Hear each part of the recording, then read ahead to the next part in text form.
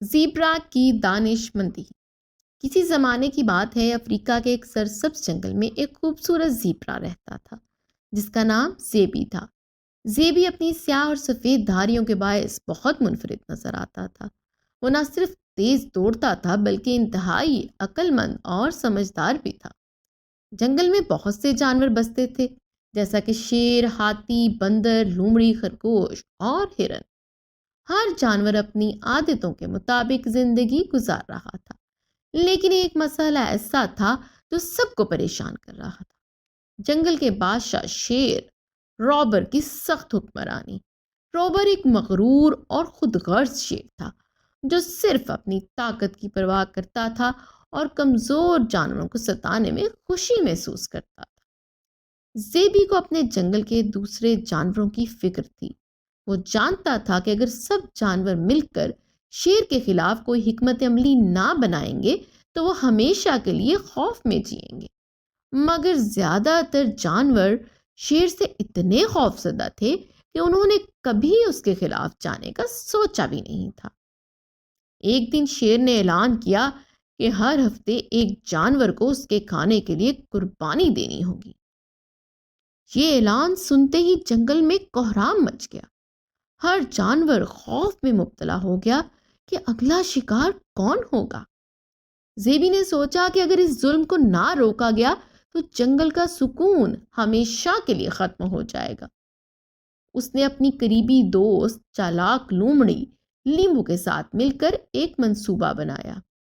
اگلے دن زیبی شیر کے پاس گیا اور بولا: اے بادشاہ سلامت، میں ایک خاص پیغام لے کر آیا ہوں۔ جنگل میں آپ کے علاوہ ایک اور طاقتور شیر آ گیا ہے۔ وہ کہتا ہے کہ یہ جنگل اب اس کا ہے۔ یہ سنتے ہی روبر غصے سے آگ بگولا ہو گیا۔ کیا میرے جنگل میں کوئی اور شیر؟ کہاں ہے وہ؟ زیبی بولا: وہ جنگل کے پرانے غار میں ہے۔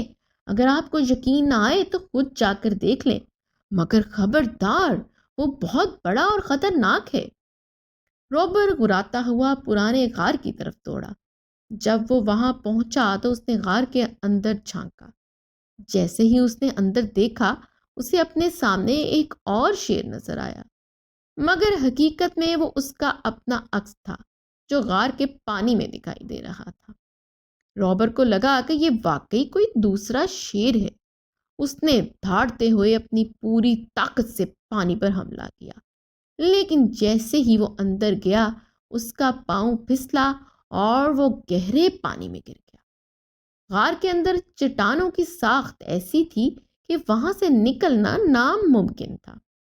جب جنگل کے جانوروں نے دیکھا کہ شیر واپس نہیں آیا تو سب خوش ہو گئے۔ زیبی اور لیمبو کی عقل مندی کی وجہ سے جنگل کے سب جانور ایک بار پھر آزادی سے جینے لگے۔ اس دن کے بعد جنگل کے تمام جانوروں نے مل کر یہ فیصلہ کیا کہ وہ ایک دوسرے کی مدد کریں گے اور ظلم کے خلاف ہمیشہ کھڑے رہیں گے۔ زیبی کی دانش مندی اور بہادری نے سب کو سکھایا کہ طاقت صرف جسمانی قوت میں نہیں ہوتی، بلکہ عقل اور حکمت بھی طاقتور ہتھیار ہوتے ہیں۔ اس کہانی سے ہمیں یہ سبق ملتا ہے کہ ظالم چاہے جتنا بھی طاقتور ہو، اگر کمزور لوگ عقل اور اتحاد سے کام لیں تو وہ بھی ظالم کو ہرا سکتے ہیں۔ ہمیشہ ہمت اور سمجھداری سے مشکلات کا سامنا کرنا چاہیے۔ مزید ایسی دلچسپ اور مزیدار کہانیاں سننے کے لیے ابھی ہمارے چینل کو سبسکرائب کیجیے۔ تب تک کے لیے اللہ حافظ۔